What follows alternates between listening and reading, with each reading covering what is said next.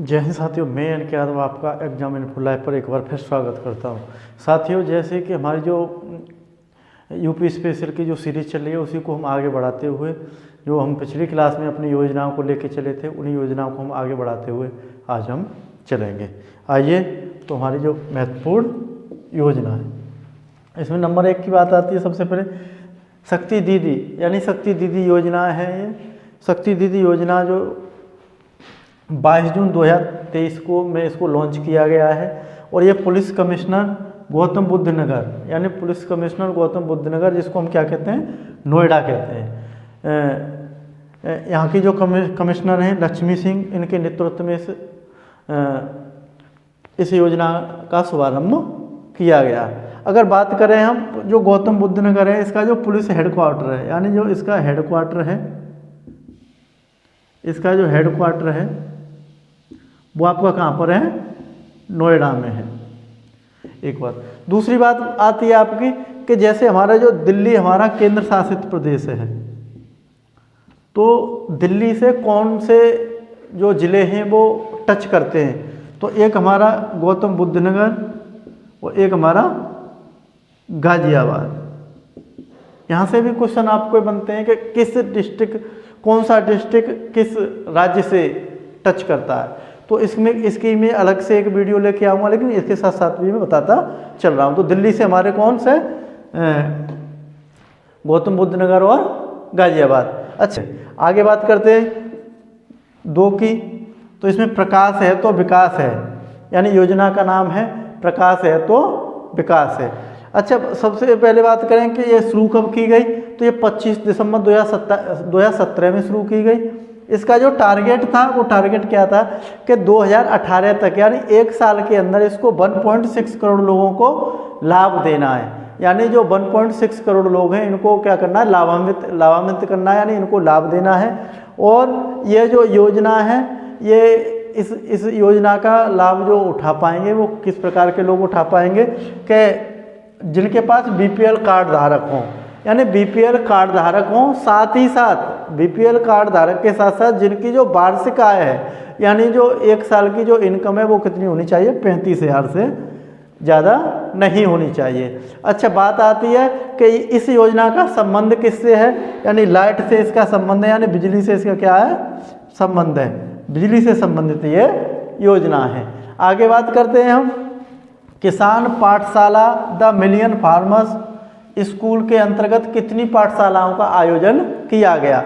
यानी एक है हमारी ये योजना थी किसान पाठशाला द मिलियन फार्मर्स स्कूल, इसके अंदर कितनी पाठशालाओं का आयोजन किया गया था। यानी इसके अंदर क्या होगा, किसानों को तकनीकी शिक्षा के बारे में जानकारी दी जाएगी इन पाठशालाओं में, यानी जिससे हमारा किसान शिक्षित हो सके, जो अपनी फसलों में किस तरीके से रोग आते हैं, किस तरीके से क्या होता है, इन चीज़ों की जानकारी दी जाएगी। तो इसके अंतर्गत लगभग हमारी 15,000 पाठशालाएँ खोली गई और ये योजना शुरू कब हुई थी, 2017 में शुरू हुई थी। 2019 के अंदर इसका तीसरा वर्जन आया था, 3.0 करके इसका तीसरा वर्जन कब आया था, 2019 में इसका तीसरा वर्जन आया था। आगे बात करते हैं हम किसान उदय योजना। ये जो किसान उदय योजना है, काफ़ी इस योजना के अंतर्गत क्या था कि जो हमारे सीमांत किसान हैं और जो लघु किसान हैं, उनको 5 हॉर्स पावर के और 7 हॉर्स पावर के, यानी 5 HP और 7 HP के जो समरसेबल के जो ट्यूबवेल हैं, उनको क्या दिया जाएंगे, फ्री ऑफ कॉस्ट दिए जाएंगे, यानी फ्री दिए जाएंगे।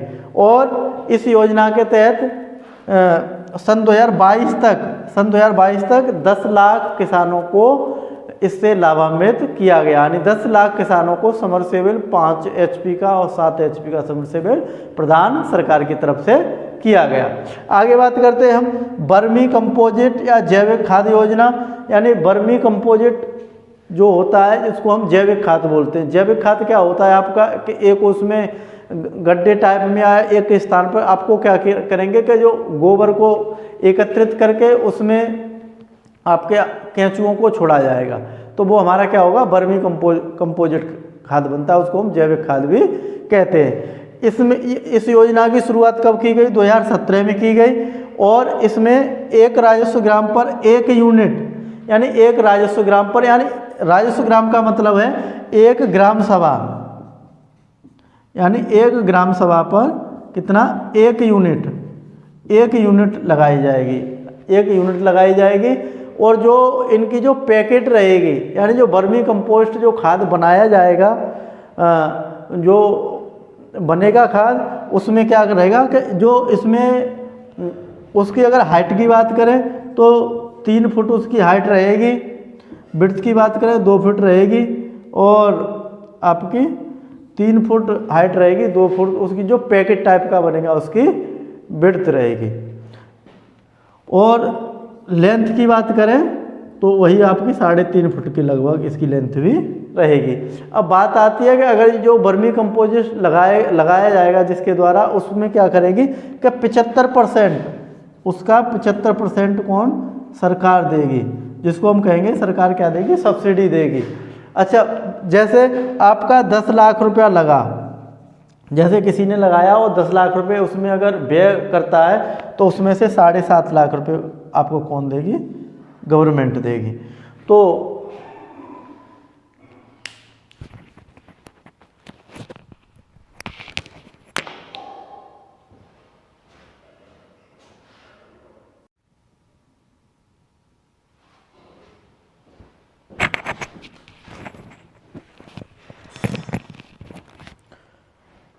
साथियों हम आगे बात करते हैं योजना नंबर 6 से। यह आपकी मिलेट्स पुनरुद्धार योजना, यानी मिलेट्स पुनरुद्धार योजना। देखो इसमें मिलेट्स पुनरुद्धार योजना में क्या है, मिलेट्स का मतलब होता है मोटे अनाज, यानी आपके मोटे अनाज, जैसे उसमें ज्वार, बाजरा, इस टाइप के अनाज क्या है, आपके मोटे अनाज हैं। तो इस योजना का जो शुभारंभ हुआ वो आपका 1 जनवरी 2023 को, काफ़ी इम्पोर्टेंट है, नई योजना है तो आपके आने के पूरे चांस इसके रहते हैं।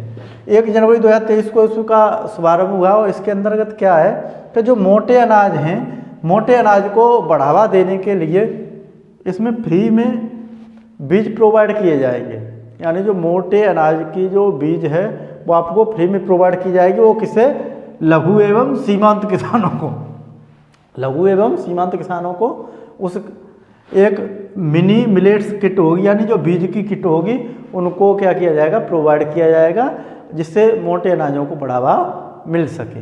इसकी जो शुरुआत हुई 1 जनवरी 2023 को शुरुआत हुई। प्यारे साथियों, जितनी भी योजना है इम्पोर्टेंट योजना है, कोई भी योजना ऐसी नहीं है कि जिसमें आपकी इम्पोर्टेंट ना हो। तो लगभग 20 से 25 योजना है, इनमें से आपको 1 या 2 योजना पेपर में अवश्य देखने के लिए मिलेगी। आगे बात करते हैं हम मत्स्य संपदा योजना। ये आपको 22 दिसंबर 2022 में इसका लॉन्च हुई, 22 दिसंबर 2022 में। ये भी लगभग 5 साल के लिए है, ये लगभग 5 साल के लिए, यानी 22-23 में शुरू हुई है और ये आपकी 26-27 तक ये योजना चलेगी, 5 साल के लिए। अच्छा, इसका जो उद्देश्य है मछली पालन को बढ़ावा देना, यानी जो मत्स्य पालन होगा उसको क्या करेंगे, बढ़ावा देना इसकी है। अगर हम बात करें जो हमारे मत्स्य मंत्री हैं वो डॉक्टर संजय कुमार निषाद, यानी वो कौन है, आपके डॉक्टर संजय कुमार निषाद इसके क्या है, मिनिस्टर है। ये भी आपसे पूछ सकता है। आगे बात करें हम मुख्यमंत्री बाल सेवा योजना। जो आपकी मुख्यमंत्री बाल सेवा योजना है ये आपकी 22 जुलाई 2021 से शुरू हुई और इसका जो शुभारंभ किया वो किसने किया, माननीय मुख्यमंत्री योगी जी ने किया। इस योजना के अंतर्गत इस योजना के अंतर्गत क्या है आपका कि कोविड-19 में जिन बच्चों के माता पिता एक्सपायर हो गए, यानी मृत्यु हो गई, जिनको वो बच्चे क्या हो गए, अनाथ हो गए, तो उनकी शिक्षा, पोषण और सुरक्षा, यानी शिक्षा की जिम्मेदारी पूरी यूपी सरकार लेगी, उनकी पोषण की जिम्मेदारी यूपी सरकार लेगी, सुरक्षा की जिम्मेदारी उनकी यूपी सरकार लेगी। लेकिन उनकी यह कंडीशन है कि वो मूल निवासी कहाँ के होने चाहिए, यूपी के मूल निवासी होने चाहिए। अच्छा, और अंडर एज हों, अंडर एज यानी 18 साल से आपकी उम्र कितनी हो, कम होनी चाहिए। 18 साल से जो बच्चा कम है और जिनके माता पिता की मृत्यु हुई थी तो उनको क्या सरकार इस योजना के अंतर्गत लाभ देगी।